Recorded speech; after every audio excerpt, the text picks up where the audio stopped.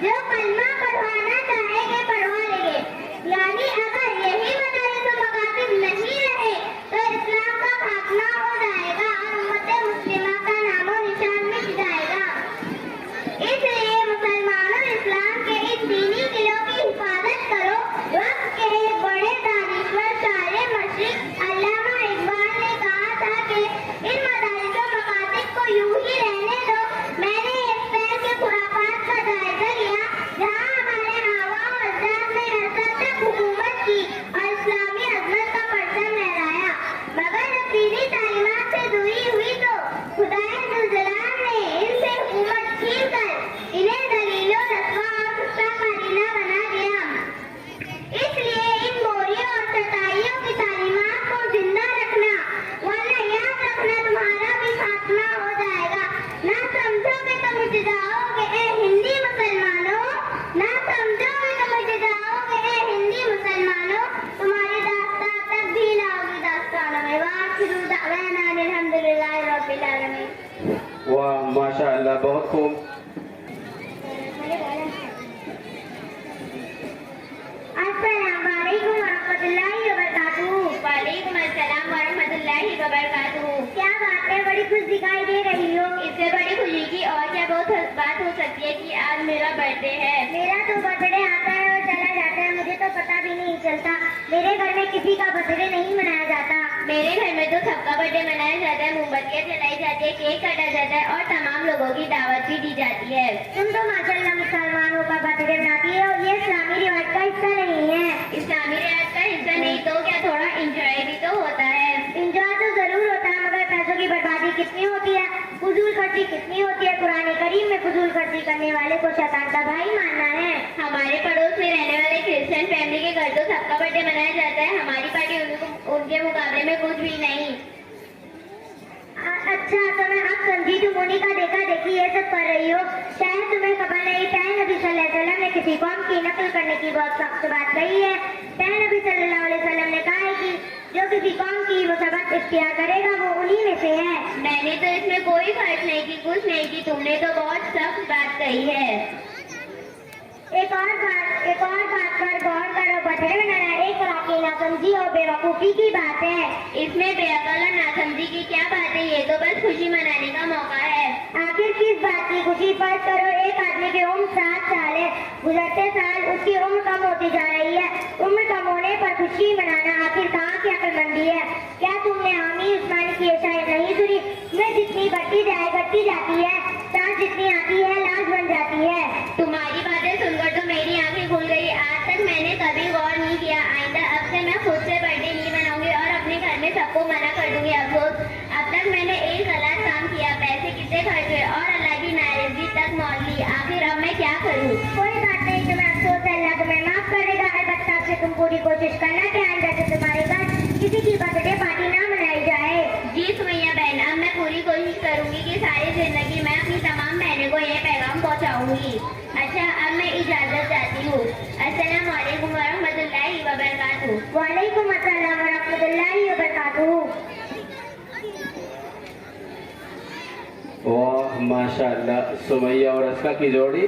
مکالمہ happy birthday to you. ورحمۃ اللہ وبرکاتہ.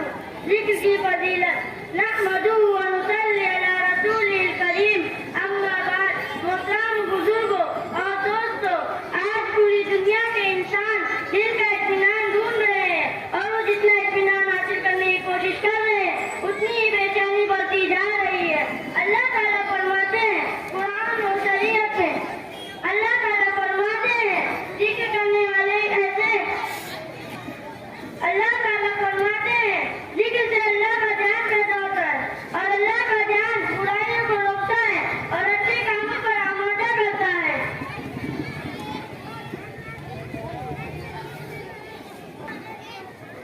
اور ذکر نہ کرنے والا ایسا ہے جیسے مردہ.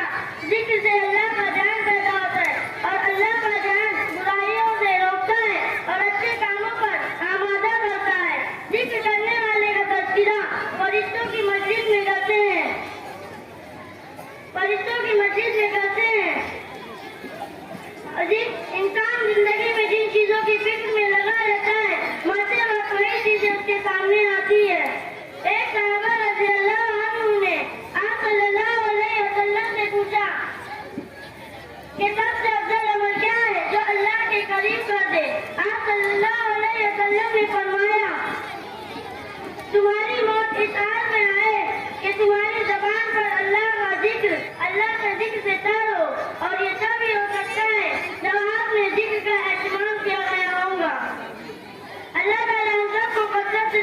کرنے کی توفیق عطا فرمائے اور ایمان کا خاتمہ نصیب فرمائے، آمین۔ وآخر دعوانا الحمدللہ رب العالمین۔ السلام واہ ماشاء اللہ، بہت خوب۔ محترم حاضرین مسجد، السلام علیکم ورحمۃ اللہ وبرکاتہ۔ الحمدللہ رب العالمین، والصلاة والسلام علی سید المرسلین، والحمدللہ رب العالمین۔ قال اللہ تعالی فی قرآن المجید والحمید، اعوذ باللہ من الشیطان الرجیم، بسم اللہ الرحمن الرحیم۔ ولا تقولوا لمن يقتل في سبيل الله أموات بل أحياء ولكن لا تشعرون۔ رب اشرح لي صدري ويسر لي أمري واحلل عقدة من لساني يفقهوا قولي۔ يا فتاح بك نستعين، صدق الله مولانا العظيم۔ درود شریف پڑھ لیں۔ اللهم صل على محمد وعلى آل محمد كما صليت على إبراهيم وعلى آل إبراهيم إنك حميد مجيد۔ اللهم بارك على محمد وعلى آل محمد كما باركت على إبراهيم وعلى آل إبراهيم إنك حميد مجيد۔ اسلام کا نصیب جگہ کے خاموش تھا، گھر اپنا دین حق پہ لٹا کے خاموش تھا، ٹھوکر پہ تھی حسین کی زاہدیہ کائنات تھی، مصلحت جو صبر دکھا کے خاموش تھا، دل و دماغ میں محروم وفا کے افسانے، تصورات میں روشن خدا بدر حنین، خوشایا اور مقدر رہے عز و شرف، میری زبان پہ جاری ہے آج عشق حسین۔ محترم سامعین، تلاوت کرتا آیت کریمہ کی روشنی میں آج کی اس نورانی بز میں جگر گوش رسول سجاد بطول حضرت امام حسین رضی اللہ عنہ کی سیرت مبارک کی ایک جھلک پیش کرنے کی جدارت کر رہا ہوں۔ اس لیے مجھے امید ہی نہیں بلکہ یقین کامل ہے کہ آنے والے گفتگو عنایت اطمینان و سکون سے سماعت کریں گے، ساتھ ہی عمل کرنے کی کوشش بھی۔ حضرت گرامی سید الشہداء حضرت امام حسین رضی اللہ عنہ 5 شعبان المحرم 4 ہجری کو مدینہ شریف میں پیدا ہوئے۔ آپ کے والد محترم مولائے کائنات حضرت علی رضی اللہ عنہ، آپ کی والدہ حضرت فاطمہ رضی اللہ تعالیٰ عنہ، آپ کے نانا جان سردار دو جہاں حضور احمد مصطفیٰ پیارے مصطفیٰ صلی اللہ علیہ وسلم اور آپ کی نانی جان ام المؤمنین حضرت خدیجہ کبریٰ رضی اللہ تعالیٰ عنہا ہے۔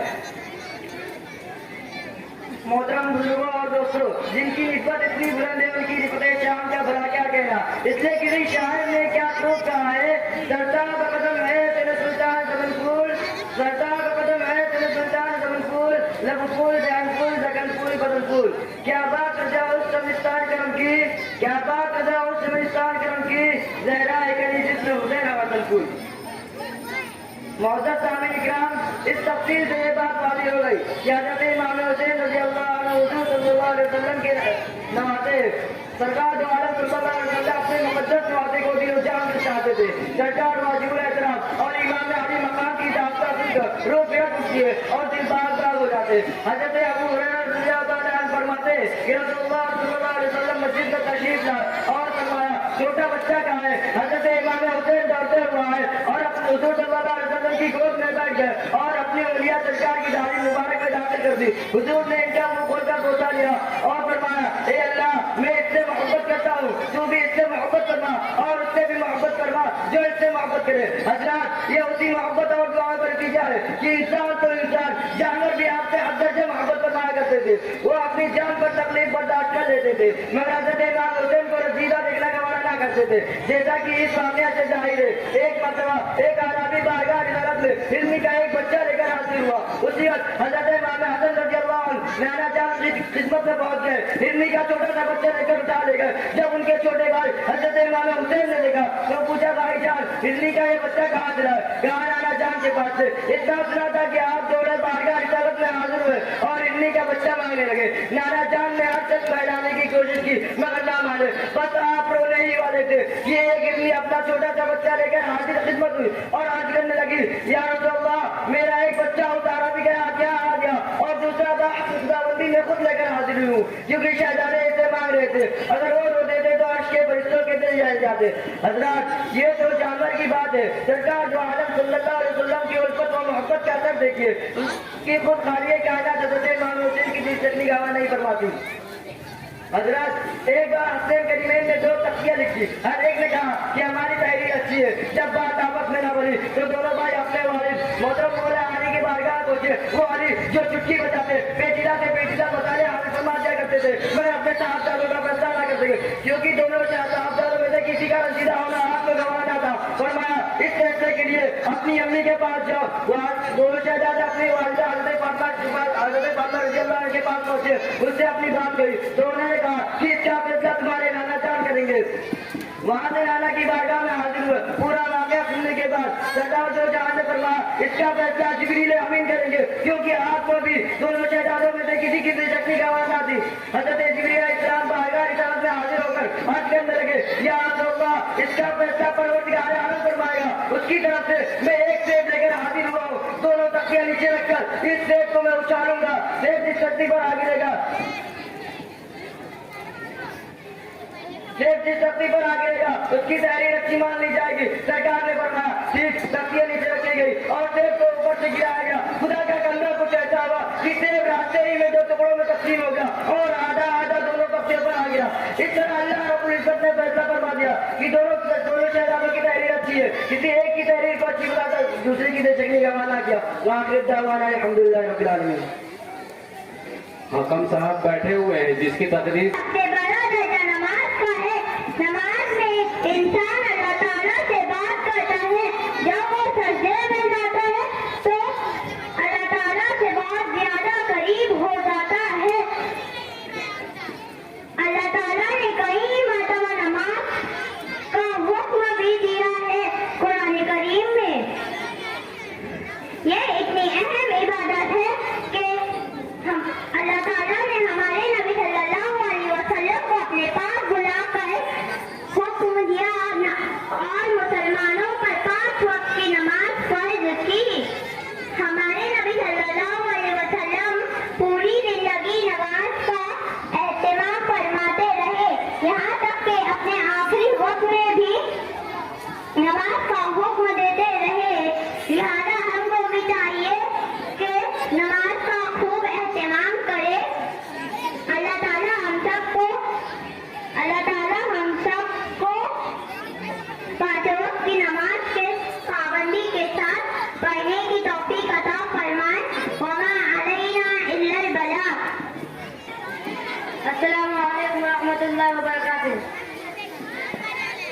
आए नबी तो सारे हुनर बोलने लगे।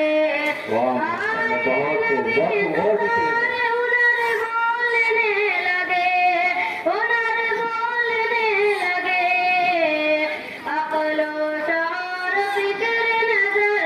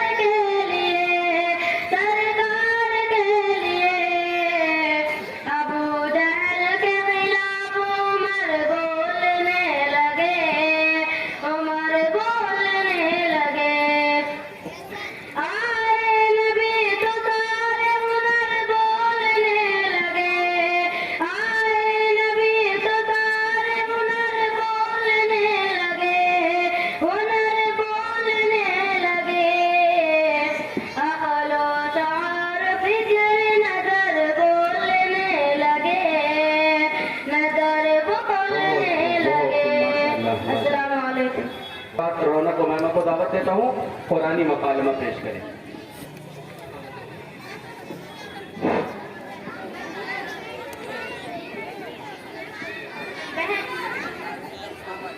बहन अस्सलामुअलैकुम वरहमतुल्लाहि वबरकातुहू। वालेकुम अस्सलाम वरहमतुल्लाहि वबरकातुहू। बहन कहाँ जा रही हो? मैं मदरसा दारुल तक़वा में दीनी तालीम हासिल करने जा रही हूँ। क्या आपके मदरसे में कुरान की अच्छी पढ़ाई होती है बहन, और कुरान के बारे में मालूमात कराते हैं? हाँ बहन। ठीक है, बहुत अच्छा। मैं आपसे कुरान के बारे में कुछ मालूम करना चाहती हूँ, क्या आप बताएंगी? इंशाअल्लाह जरूर बताऊंगी, अगर मेरे इल्म में हो तो आप पूछे बहन। कुरान के अरबी हुर्फ कितने हैं? हुर्फ़े तहज़ीब कुल 29 हुर्फ़ हैं। कुरान पाक में पारे कितने हैं? कुरान पाक में कुल पारे 30 हैं। कुरान पाक में सूरतें कितनी हैं? कुरान पाक में कुल सूरतें 114 हैं। कुरान पाक की मक्के में कितनी सूरतें नाजिल हुई? कुल 86 सूरतें नाज़िल हुई। मदीने में कितनी नाजिल हुई? मदीने में कुल 28 सूरतें नाज़िल हुई। कुरान पाक में कुल कितने हुर्फ हैं? कुरान पाक में कुल हुर्फ 3,23,760 है। कुरान पाक में कुल कितने रुकू हैं? कुरान पाक में कुल रुकू 540 है। कुरान पाक में कुल आयतें कितनी हैं? कुरान पाक में कुल आयतें 6,666 है। कुरान पाक में कुल ज़बर कितने हैं? कुरान पाक में कुल ज़बर 53,243 है। कुरान पाक में कुल ज़ेर कितने हैं? कुरान पाक में कुल ज़ेर 39,582 है। कुरान पाक में कुल पेश कितने हैं? कुरान पाक में कुल पेश 8,804 है। कुरान पाक में कुल मद कितने हैं? कुरान पाक में कुल मद 1,771 है। कुरान पाक में कुल तशदीद कितने हैं? कुरान पाक में कुल तजदीद 1,243 है। कुरान पाक में कुल नुक्ते कितने हैं? कुरान पाक में कुल नुक्ते 1,05,681 है। कुरान शरीफ कितने साल में नाजिल हुई? कुल 23 साल में नाज़िल हुई। बहुत खूब, जज़ाकल्लाह। अल्लाह आपको मज़ीद से नवाज दे, आमीन। वाह, बहुत खूब। बच्चों ने कुरान मजीद के मुतालिक बड़ा दिलचस्प सवाल और जवाब के जरिए से मालूमात फराहम की है। मुबारकबाद देता हूँ इन बच्चों को भी, इनके वालिदैन को भी, इनके असातिज़ा को भी, मदरसे के तमाम जिम्मेदारों को भी। माओं की जिम्मेदारी होती है कि अपने बच्चों को बस यही पैगाम दे, हमारे नबी क्या थे, उनकी बच्चियाँ कितनी थी, बेटे कितने थे, कहाँ वो पैदा हुए, कहाँ उन्होंने हिजरत फरमाई, कुरान कब नाजिल हुआ, कहाँ नाजिल हुआ। हर माँ की ये जिम्मेदारी होती है, मगर आजकल माँ इससे गाफिल हैं। बच्चों को तो फिल्मी दुनिया के तमाम एक्टर्स के नाम मालूम होते हैं, जितने ठुमका लगाने वाली गायकर होती हैं उनका नाम मालूम होता है, मगर बड़ा अफसोस होता है आज की बच्चियों को फातिमा का नाम नहीं मालूम, ज़ैनब और रुकैया को नहीं जानती हैं, सुमैया को नहीं जानती हैं, बिलाल को नहीं जानती हैं। बहुत मुबारकबाद देता हूँ इन बच्चियों को, इनके वालिदैन को भी, इनके असातिज़ा को भी। आइए अब इसके बाद वसीम अहमद अंसारी को दावत देता हूँ। इनका उन्वान है दौलत बेबहा। जरा खामोशी का मुजाहिरा।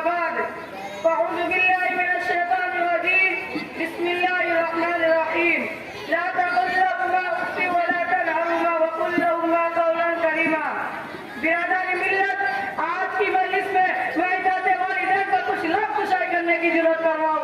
उम्मीद कि आप हज़रत मेरी इस्लाह फरमाएंगे। अज़ीज़ान गिरामी, आज के मुश्किल दौर में जहाँ इंसानियत बहुत से दूर चली गई है, हुकूमत और भाईचारे टूटती जा रही है, आज में एक दूसरे का खून का प्यासा है। लोग दौलत को अपना माल और मर्जा बना रहे, मजहब और धर्म नाम की कोई चीज इनकी जिंदगी में नहीं पाई जा रही है।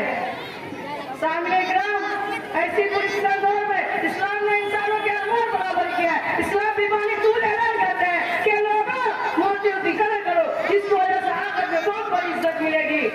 यही वो दौलत है जिस दौलत की कदर से रब्बे काबा भी उसी सरहद से झूम उठते हैं। सामने आज़म जवानी को जान को छोड़िए, किसी तरह बसर बसर हो ही जाती है। असल इंसान बुढ़ापे का आलम है, जब सही वालिदैन अपनी नौजवान बेटे से कोई चीज मांग रहे हो या कुछ पूछ रहे हो, ऐसी हालत में इस्लाम की हैसियत है कि तुम अपने वालिदैन की कदर करो। हदीस शरीफ में खुशखबरी है कि माँ बाप की खिदमत जन्नत में ले जाने वाली है, और क्यों न हो जबकि इनकी नाराजगी में खुदा भी टूट जाता है। अज़ीज़ान गिरामी, सहाबा किराम के हालात पढ़िए और इस्लामी तारीख का गर्दान करने से पता चलेगा कि हमारे अस्लाफ ने अपनी वालिदैन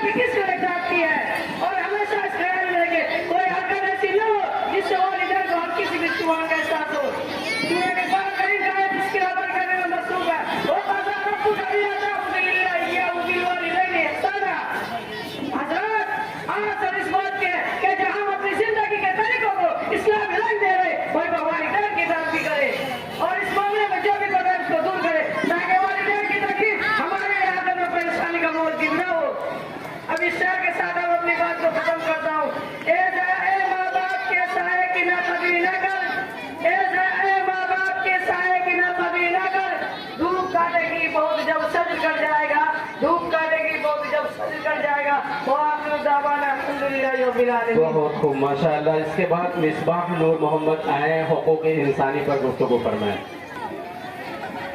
अस्सलामु अलैकुम व रहमतुल्लाहि व बरकातुहू.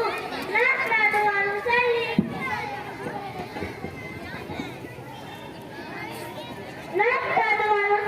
अला रसूलिल करीम. अम्मा बाद. क़ाल अल्लाहु तआला इन्नल्लाहा यअमुरु बिल अदलि वल इहसानि व इता'i ज़िल क़ुर्बा. सदक़ल्लाहुल अज़ीम. सदर मोहतरम, शरीयत इस्लामिया ने हर शख्स को इस बात का मुकल्लफ बनाया है कि वो हुकूकुल्लाह के साथ हुकूकुल इबाद यानी बंदों के हुकूक की मुकम्मल तौर पर अदायगी करे. दूसरों के हुकूक की अदायगी के लिए कुरान और हदीस में बहुत ज्यादा अहमियत और ताकीद और खास कलिमात वारिद हुई है. नेज़ नबी अकरम सल्लल्लाहु अलैहि वसल्लम, सहाबे किराम, ताबीन और तबे ताबीन ने अपने क़ौल व अमल से लोगों के हुकूक अदा करने की जो बेशुमार मिसालें पेश की है, वो ऐसी दुनिया तक पूरी इंसानियत के लिए मशअले राह है. हज़रत गिरामी, मगर अफसोस आज हम दूसरों के हुकूक का अदा नहीं करते, अलबत्ता अपने हुकूक का झंडा उठाए रहते हैं. दूसरों के हुकूक की अदायगी की कोई फिक्र नहीं करता, लेकिन अपने हुकूक हासिल करने के लिए मुतालबात करते रहते हैं. चुनांचे हुकूक के नाम से अंजुमनें और तंजीमें बनाई जा रही है, लेकिन दुनिया में ऐसे अंजुमनें मौजूद नहीं है जिनमें ये तालीम दी जाए कि दूसरों के हुकूक जो हमारे जिम्मे है वो हम कैसे अदा करें. लिहाजा इस किस्म हो के हमने से हर एक अपनी जिम्मेदारी यानी दूसरों के हुकूक अदा करने की ज्यादा कोशिश करे. तो आखिर दावाना अनिल हम्दुलिल्लाहि रब्बिल आलमीन. माशाअल्लाह, बहुत खूब. हुसैन को दावत देता हूँ आए हुकूक इंसानी पर तकरीर पेश करें.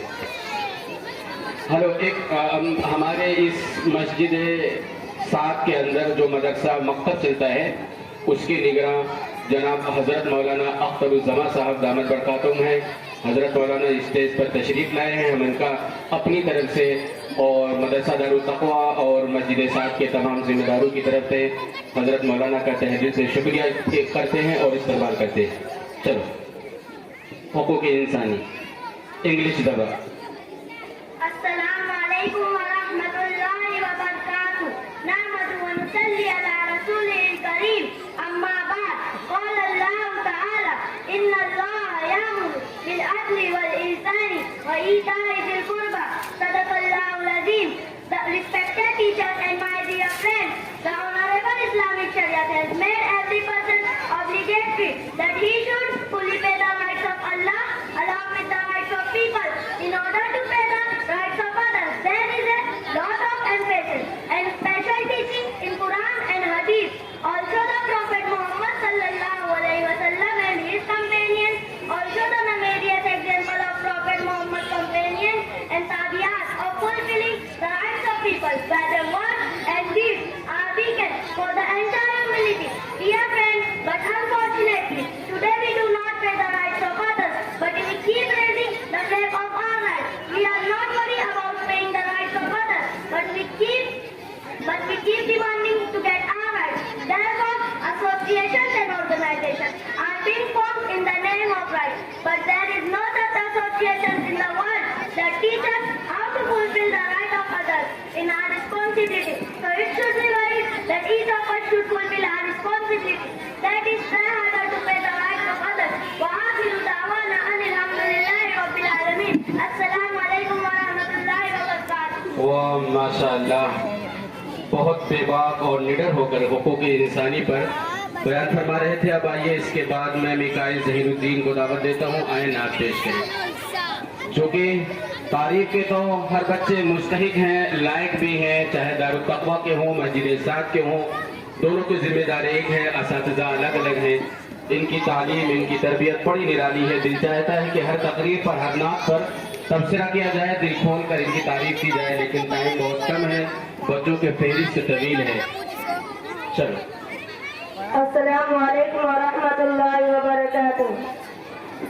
फज़ले खुदा से साहिब विशाल हो गया. फज़ले खुदा से साहिब विशाल हो गया. विशाल हो गया.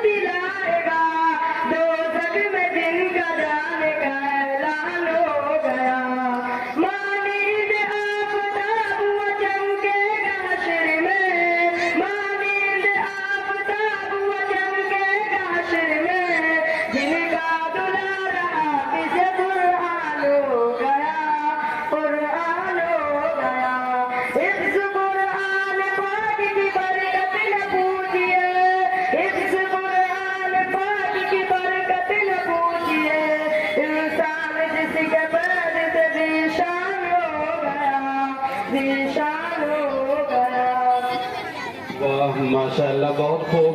हाफिज कुरान की तो बड़ी फजीलत है, बच्चा बयान कर रहा था, लेकिन उससे पहले वो माँ भी काबिल मुबारकबाद है, वो बाप भी काबिल मुबारकबाद है, जो माँ और बाप अपने बच्चे को अपने मोहल्ले की मस्जिद साहब में कुरान पाक की इब्तिदा के लिए भेजते हैं।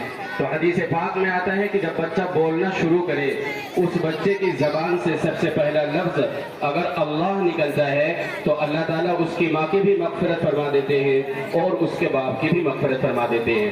आइए अब उसके बाद मोहम्मद सबीर मोहम्मद कलीम को दावत देता हूँ, आए तालीम की अहमियत और हमारा निज़ाम तालीम क्या हो इस पर गुफ्तगू करें। अस्सलाम वालेकुम व रहमतुल्लाहि व बरकातुहू। नहमदुहु व नसल्ली अला रसूलिल करीम, अम्मा बाद। जनाब सदर, उस्ताद इकराम और मुअज़्ज़ज़ सामईन, आज मेरी तकरीर का मौजू तालीम की अहमियत और हमारा निज़ाम तालीम। बिरादरान इस्लाम, तालीम इनफरादी और इज्तिमाई तौर पर सबके लिए निहायत अहम है। तालीम हर कौम की बुनियाद होती है। जो कौम मुआशी दौलत, मुआशी के इस्तेहकाम और सियासी काबिलियत देती है, तालीम एक बेहतरीन सरमायाकारी है जो लोगों को मुलाजिमत के मौके मुहैया करती है और एक अच्छा इंसान बनने में मदद देती है। इनफरादी तौर पर तालीम याफ्ता होना किसी भी मुल्क की तरक्की और इस्तेहकाम के लिए जरूरी है। तालीम हुकूमत अवाम दोनों को बराबर नफा देती है। तहरीक आजादी से कबल सगीर व पाक हिंद में मुसलमानों के दरमियान पढ़ाई लिखाई का माहौल निहायत कम था। सब सैयद अहमद खान ने निहायत कम मसाइल और दो मुख्तलिफ कौमों के बावजूद जो अक़दाम उठाए, ऐसी आला मिसालें बहुत कम देखने में आती है। एक स्कूल को कॉलेज यूनिवर्सिटी तक लेके गए। जब उस वक्त मुसलमान ऐसी आला काबिलियत कर सकते तो आज हम इस आजाद मुल्क में क्यों नहीं कर सकते। हज़रात, हमारे मज़हब में भी तालीम पर बहुत जोर दिया गया है। हज़रत सल्लल्लाहु अलैहि वसल्लम ने तालीम को बहुत अहमियत दी है। इसीलिए जंगी कैदियों की रिहाई मुसलमान बच्चों को पढ़ाने के एवज की थी, लेकिन उसके बावजूद हिंदुस्तान में शब ख्वाजगी बहुत कम थी और कुदरती वसाइल से माला माल होने के बावजूद हम उनसे मुस्तफीद नहीं हो पा रहे। आइए हम सब मिलकर दुआ करें हमारा निज़ाम तालीम मजबूत हो। हज़रत तबारक व तआला हम सब के दिलों में तालीम की अहमियत उतार दे। आमीन। व आखिरु दावाना अनिल हम्दुलिल्लाहि रब्बिल आलमीन। वाह, माशाअल्लाह, बहुत खूब। वो कौम ही तालीम और ताल्लुम में है पीछे जिस कौम का आगाज ही इक़रा से हुआ है।